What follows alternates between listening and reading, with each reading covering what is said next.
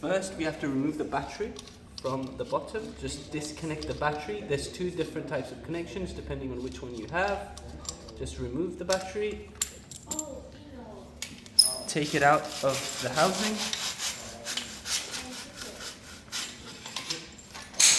Once it is removed, you have to first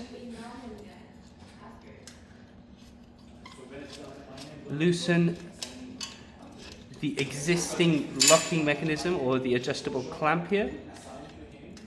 Once it is loose, you're just going to remove it.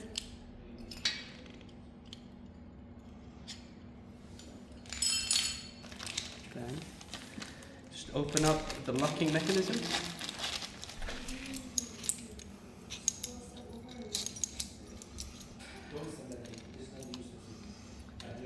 Clamp it on.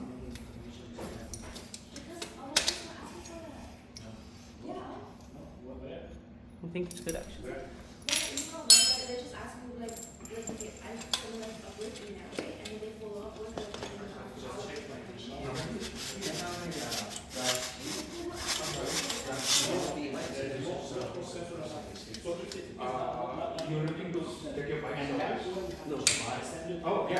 Locked.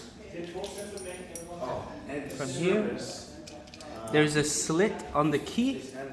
It goes into the lock.